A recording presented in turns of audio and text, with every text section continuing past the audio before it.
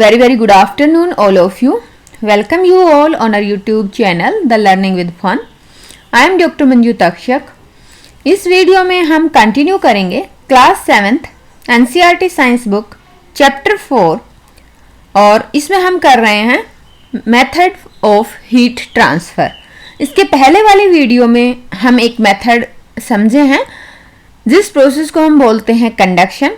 Conduction क्या है? Conduction is a process of heat transfer from hotter region to colder region, generally solid substances में होता है. अब और कौन से मेथड हैं हीट ट्रांसफर के लिए, वो समझने के लिए हम देखेंगे एक्टिविटी 4.8. इस एक्टिविटी को करने के लिए हम लेंगे एक राउंड बॉटम फ्लास्क. यदि फ्लास्क अवेलेबल नहीं है तो हम बीकर भी यूज कर सकते हैं. इस फ्लास्क में 2/3 लेवल तक हम इसमें वाटर फिल करेंगे.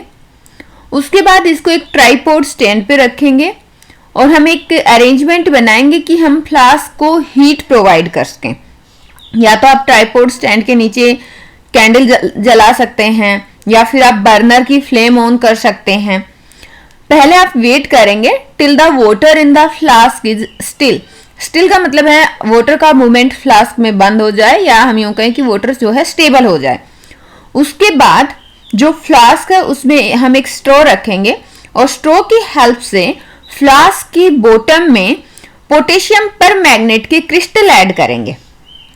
अब वाटर को हीट करेंगे by placing the candle just below the crystal. अब आपको अपनी ऑब्जर्वेशन नोटबुक में नोट डाउन करनी है और एक पिक्चर भी ड्रॉ करनी है. अब सबसे पहले मैं आपको दिखा दूं ये सारा प्रोसीजर कैसा होगा. आप फिगर 4.9 में देख सकते हैं. यहां पे देखिए, यहां पे आप देखेंगे ये ट्राइपॉड स्टैंड है, नीचे बर्नर जला हुआ है और ये आपकी फ्लास्क है जिसमें आपने 2/3 वाटर लिया.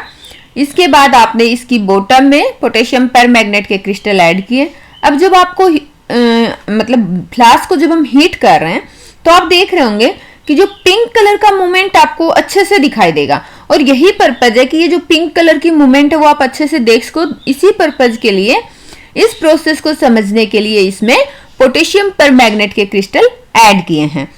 अब होगा क्या यहाँ पे जैसे ही जो ये वाले क्रिस्टल्स हैं फ्लेम के बिल्कुल पास में हैं तो यहाँ पे ये जैसे ही हीटेड अप होंगे, यहाँ पे जो पानी गर्म होगा, जो आपका गर्म हो जाता है that become lighter in weight and it will raises up.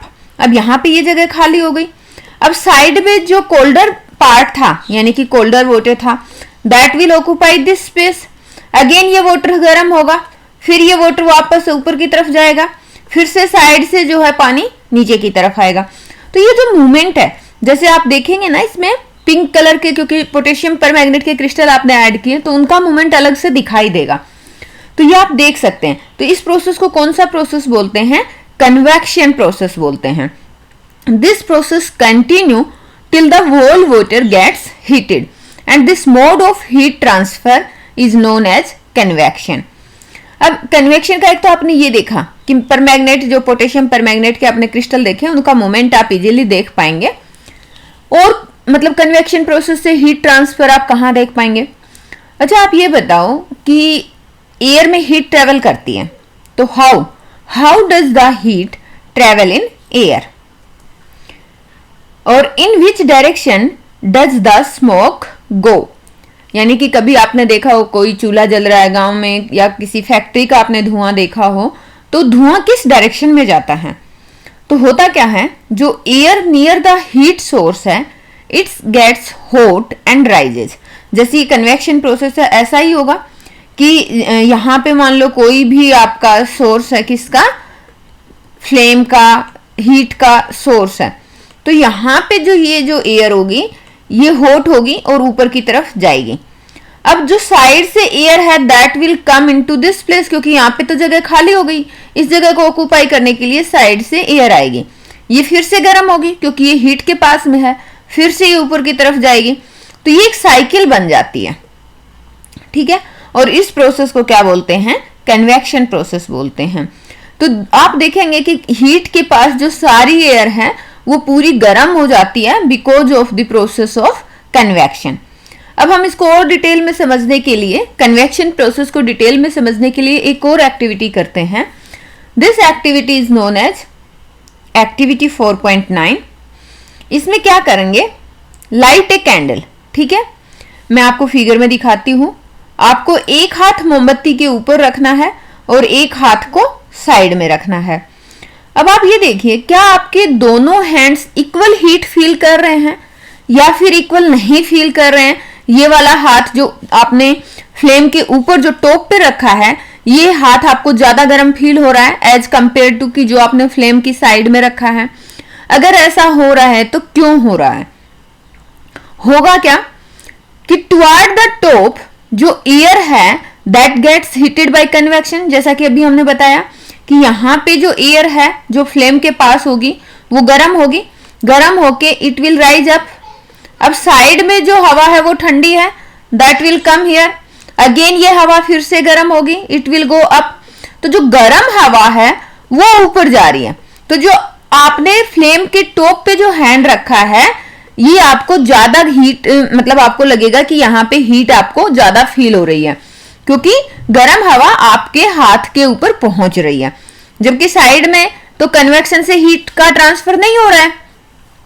Side में आप देखेंगे कि ऑल्दो आपको साइड में गर्म फील हो सकता है, लेकिन वो एक अनदर मेथड है, उसका डिस्कस हम बाद में करेंगे।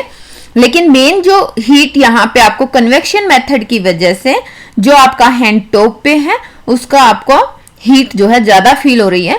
साइड में आप कह सकते हैं कि रेडिएशन से, एक रेडिएशन मेथड होता है उस पे हम आते हैं, तो रेडिएशन की वजह से आपको थोड़ी गर्म फील होगा, लेकिन कन्वेक्शन मेथड से जो हीट ट्रांसफर हो रहा है उसकी वजह से टॉप पे आपका जो हैंड आपने फ्लेम की टॉप पे रखा है, यहाँ पे गर्म हवा ज्यादा जाएगी जिसकी वजह से आपको हाथ ज्यादा गर्म महसूस होगा। तो यहाँ पे पूरा यही समझाया है कि on the sides however there is no convection and air does not feel as hot as at the top. अब इसमें कन्वेक्शन मेथड को समझने के लिए एक और एग्जांपल लिया है कोस्टल एरियाज का। आपने कभी मूवी में देखा होगा, किसी मूवीज में, सीरियल्स में, कि जो समुद्र के पास जिन लोगों के घर होते हैं ना, उनकी खिड़की समुद्र की तरफ खुलती है, मतलब बोलते हैं ना कि सी का पूरा व्यू दिखता है। तो ऐसा क्यों? उसके पीछे एक बहुत ही इंटरेस्टिंग फिनोमिनन है, होता है कन्वेक्शन प्रोसेस ही। डे टाइम में क्या होगा, जो लैंड है समुद्र के पास वो ज्यादा गर्म होती है कंपेयर टू वाटर। तो अब मान लो लैंड ज्यादा गर्म है तो यहाँ पे जो एयर है दैट विल मूव अप, मतलब गर्म होगी, ऊपर की तरफ जाएगी। और यहाँ पे जो स्पेस अब खाली हुआ, वहां से जो समुद्र में क्योंकि टेम्परेचर कम है तो वहां पे जो एयर पार्टिकल्स हैं उनका टेम्परेचर भी कम है, तो ये ठंडी हवा है and that air will move toward the land. यानी कि जो लैंड से गर्म हवा है वो समुद्र की तरफ जा रही है और समुद्र से ठंडी हवा जो है लैंड की तरफ आ रही है। और जो एयर, ठंडी एयर समुद्र से लैंड की तरफ आती है, इसको बोलते हैं सी ब्रिज। ये हम आपको फिगर में दिखाते हैं, ये आप यहाँ पे समझ सकते हैं कि ये लैंड है, लैंड आपकी ज्यादा गर्म है, गर्म है तो यहाँ से हवा ऊपर जाएगी और ये वाली जगह जब खाली होगी तो समुद्र से ठंडी हवा यहाँ पे आएगी, फिर ये ऊपर जाएगी, फिर ये ठंडी हवा यहाँ पे आएगी। तो यहाँ पे अब ठंडी ठंडी हवा जो है घरों में आके, इसलिए जो कोस्टल एरियाज में जो घर होते हैं उनकी जो खिड़की है, विंडो जो है, that opens towards the sea. तो यहाँ पे ये देखिए, आप देखेंगे कि जो hot air from the land moves toward the sea and cool air from the sea moves towards the land. और इस कूल एयर को क्या बोलते हैं? Sea breeze. अब रात के टाइम में इसका बिल्कुल रिवर्स होता है।